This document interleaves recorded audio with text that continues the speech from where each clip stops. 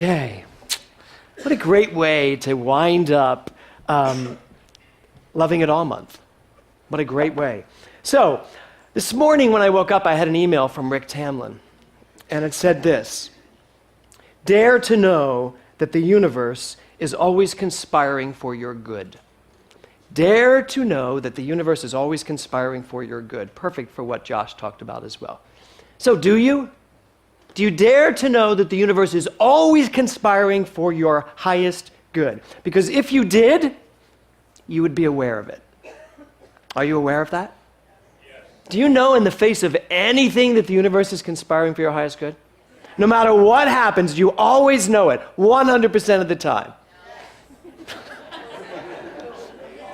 Thank you, Mom. So, one person said no.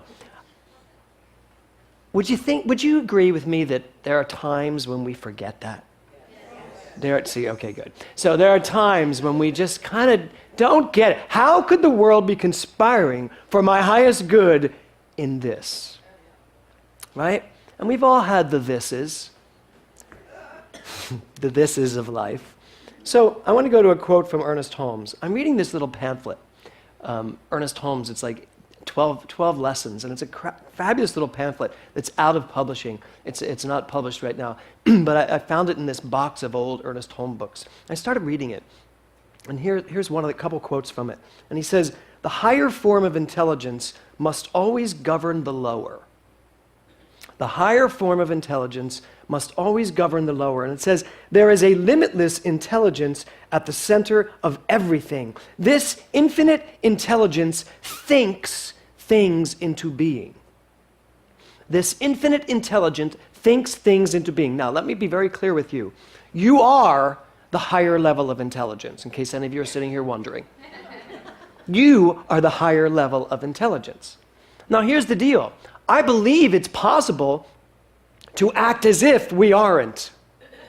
Has anyone ever acted as if you might be the lower level of intelligence? Have you ever had some thoughts that literally made you think, "Oh my God, I have no idea what I'm doing. I don't know what to do here." And thinking that there's something above you that knows it, that's duality. That's telling ourselves that something else knows what I don't know. Thus, we teach this wonderful thing, which is, I know what I know even if I don't know it. I know that I know what I don't know. Let's all say that. I know that I know what I don't know. Isn't that empowering? Even if I don't think I know it, I know I do know it. That's not duality. That's knowing who I am. So, the infinite intelligence thinks things into being. So I have a question for you. What did you think into being this week? Really? Because everything that came into being this week, you thought into being. So I want you to take a second and look at your week. You thought whatever that is into being. For me, I thought into being last night 400 screaming teenage girls. Really? And I wasn't at a Demi Lovato concert. I went to my father-daughter dance with my daughter. For the first one I've ever gone to. It was really beautiful.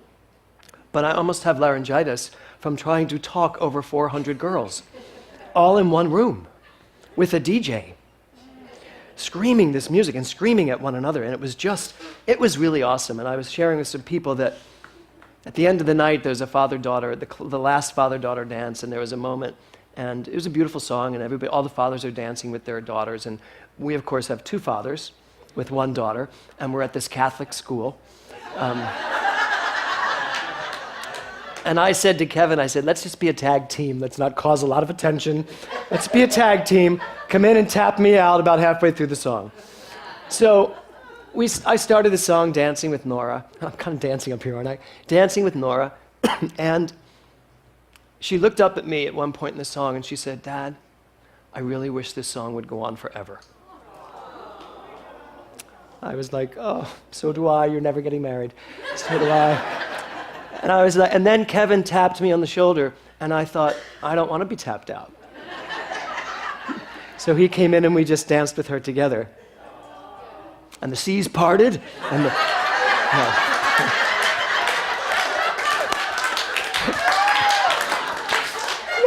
In fact, I heard behind me, "Aww," just like that. And it was so beautiful. And then I did step out because I thought, you know what, you need your time too.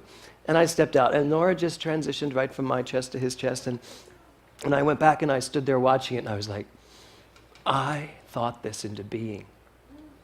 Years ago, I was clear, I will be a father. I want children. I don't think being gay should stop me from having children, and I will have them.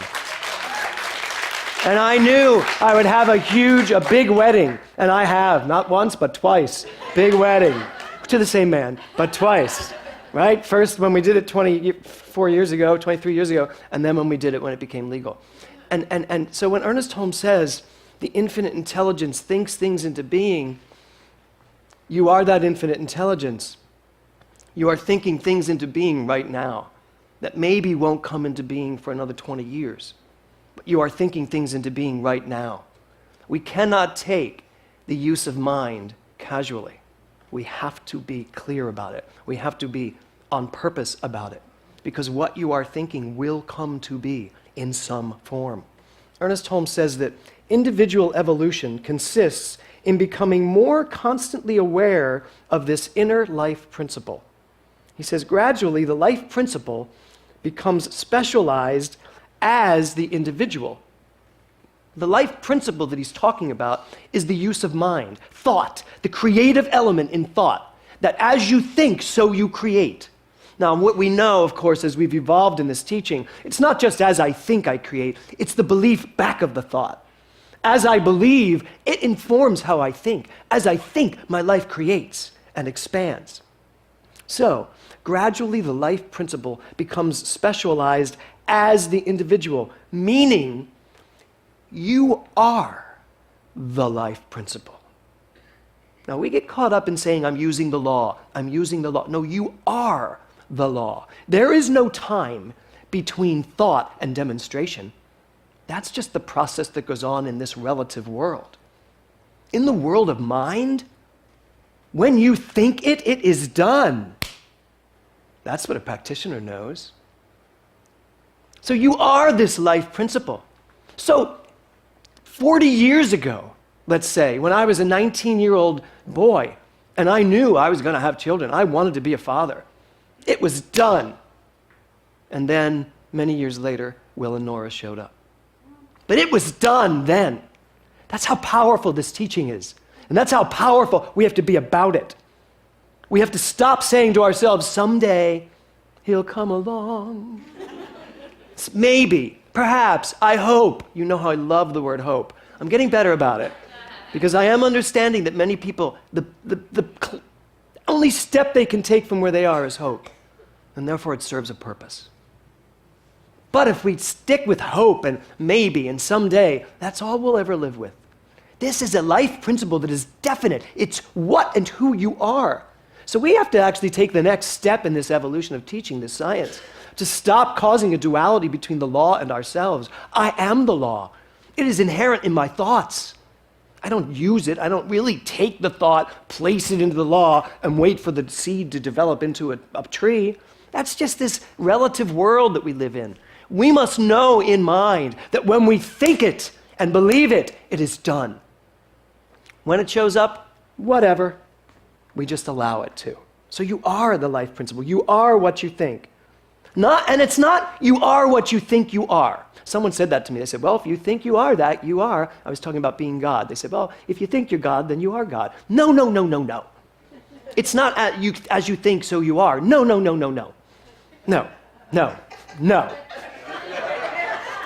You cannot not be God. You are God. When you think and know that you are God, then you get to experience God. It doesn't change the fact that you are God. That is irrevocable. You got that? Yes. What about this side? Yes, okay? It is irrevocable. We got that, okay? But you get to choose whatever experience of God you wish to have. You get to choose whatever experience of God you wish to have. Danny just said to me as Gary was singing, he said, oh, we got to go two-stepping. Makes me want to two-step. And I was like, yes, I want that experience of God. I haven't been two-stepping in a long time. Where are you, Jennifer O'Neill?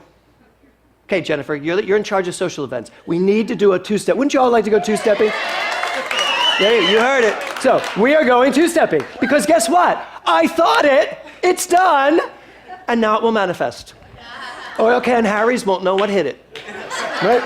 So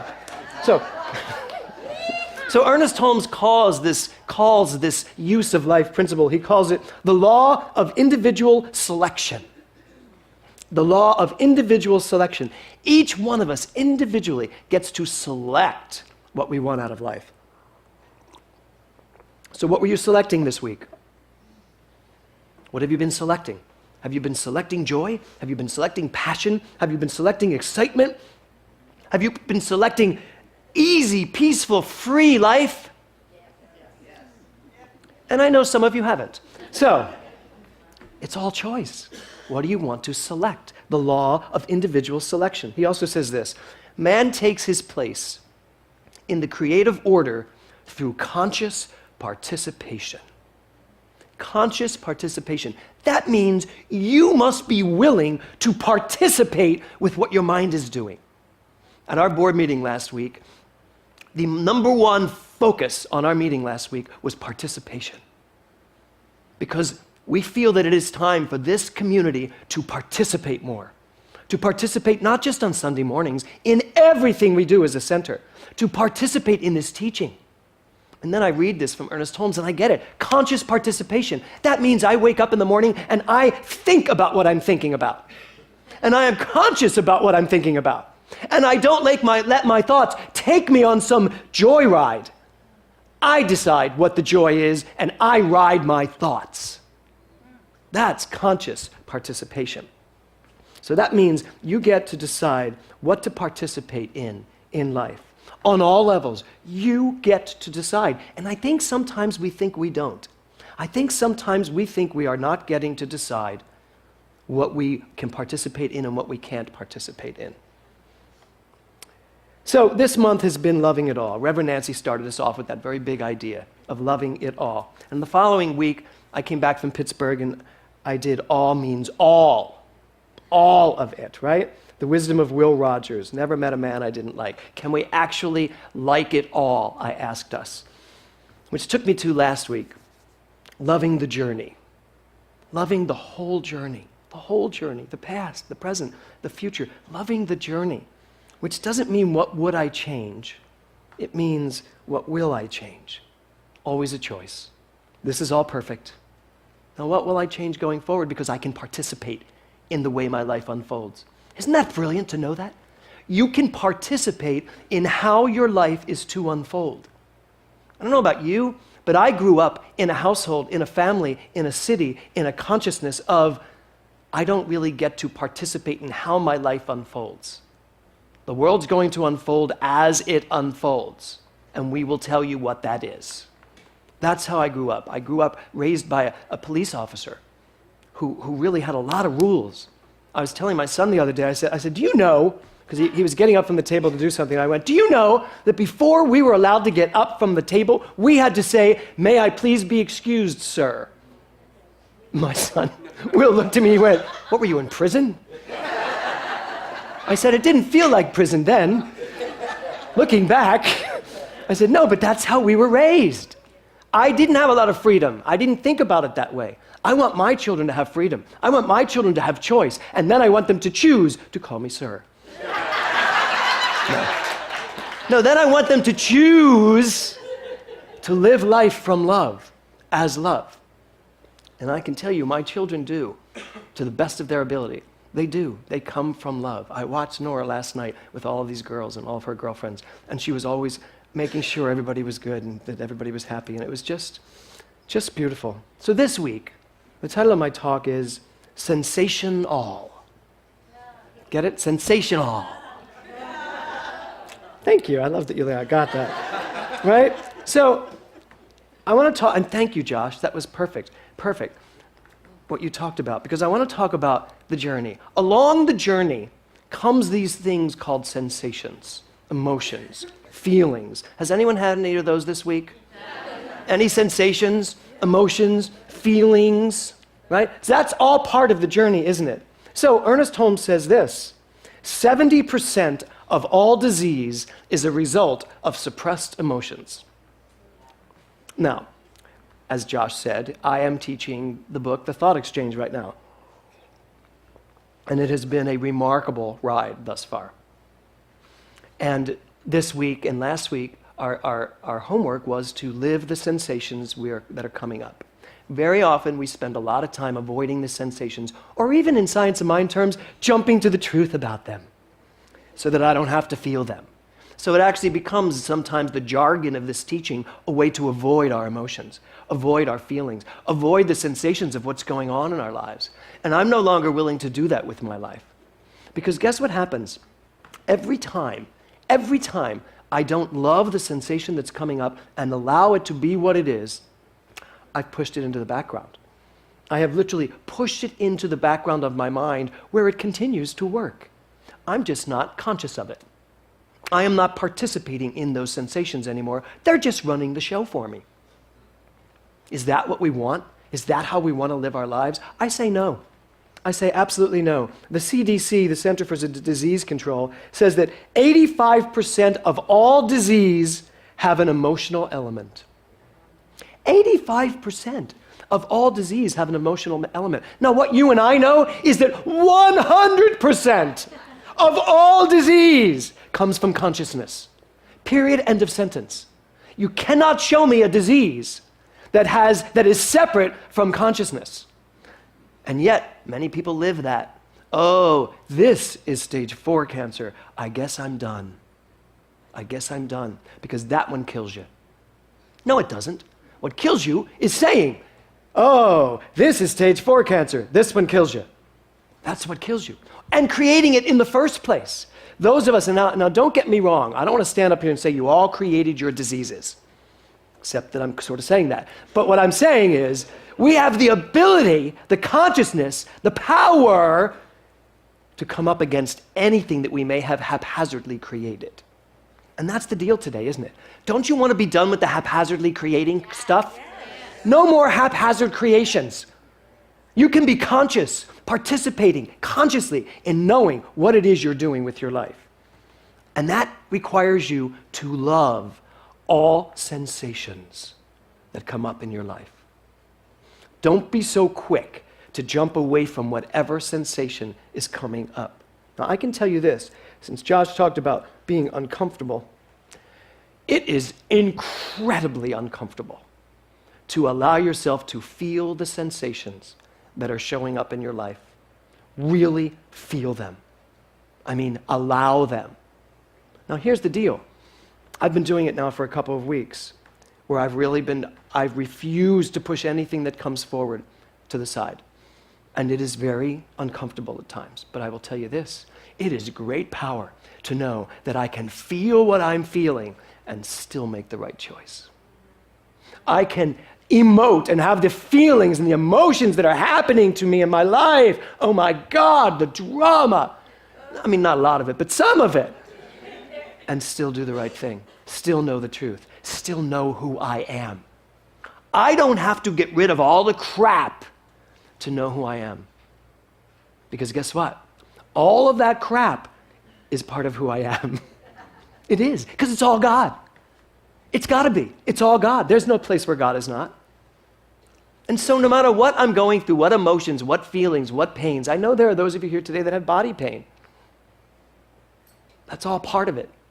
Feel it. Be willing to feel it. We work so hard to escape it. There's someone in my life who has a lot of body pain, but instead of dealing with the body pain, this person takes so much medication that this person's not here anymore. They don't have pain, but they also don't have consciousness. And again, I'm not saying that there aren't drugs that people need to take when they need to take them. But I am here to say this. We have got to stop being afraid of feeling what we feel. We have got to stop being afraid of owning the sensations that come up. We have got to stop being afraid of emotions as though these emotions are going to take us away. No, not if we stay on top of it. Not if we are participating consciously in our lives. We can feel and live through anything. So, sensational. means this: arousing or intending to arouse strong curiosity, interest, or reaction, especially by exaggerated or lurid details. Any of you have any lurid details going on in your mind right now, in your life? So, I love this. Intended to arouse interest or reaction. These things, when they come up, these emotions, these feelings, these sensations, their main intention, not unlike what Josh said, it's that within you that is bringing forth something to get your attention. So I don't know about you, but once it gets my attention, I'd actually like to get out of it whatever it came here intending me to get. As opposed to saying, oh, that feels crappy, let's move that aside. God is all there is, I'm fine. Yeah, God is all there is, meaning God just came up and you pushed it aside. And you said, yeah, later. Right? So, sensations, emotions, feelings. It's a demand from the universe for you to get something, to understand something. Our job is not to react based on the sensation. Oh, when this happens, I always feel this way. Do you ever hear yourself say that? When she says that to me, it always makes me so mad. Why? Because you've decided that. So our job is to choose a reaction and still be willing to feel what we feel. So if you're sad, I get it. Let's be sad. Be sad, but still choose to feel what you're going to feel there. Choose to know what you're going to know and get what you need to get out of all of these things. Loving it all, as we close this month out, loving it all means that we have to be willing to love our emotions, to love our sensations, to love our feelings, to embrace our feelings, to embrace them to such an extent that we get what we need to get out of them. I love the ending of the definition of sensational, especially the exaggerated or the lurid. The exaggerated or the lurid. How many of you have ever had a situation where you just know that you are exaggerating the hell out of it? Every hand should be going up. At some point, I guarantee you, you have exaggerated the hell out of something. And you have turned some simple little thing into this lurid, awful moment in time. Why? Because we've used our minds to let the emotion drag us away, as opposed to using our minds to see the truth. And if we can back up far enough in any given situation, still feeling what we feel, and see the truth, it's going to change what these things are in our lives. And we will move so much effortlessly through our lives. Gary's lyric, there's a lyric in his song that they just sang that I loved. It's this: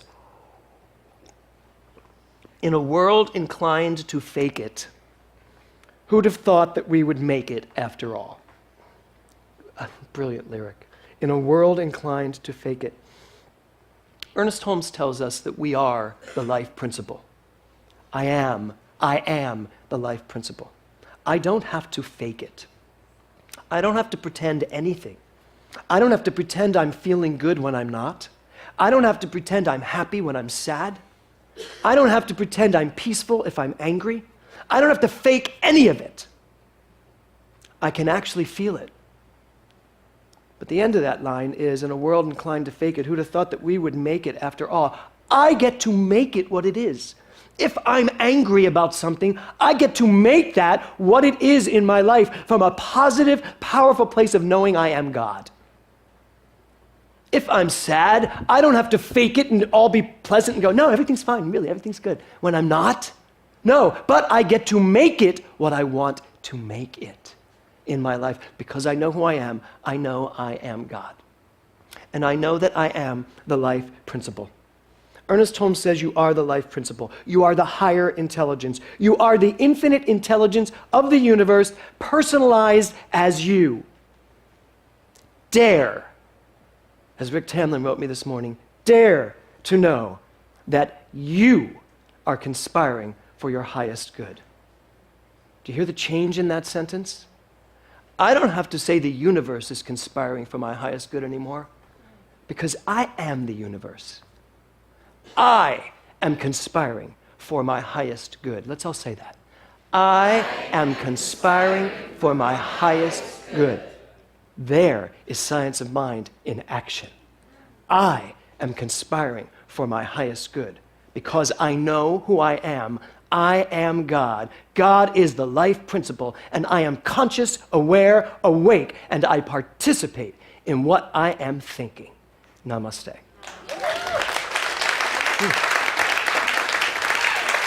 Thank you.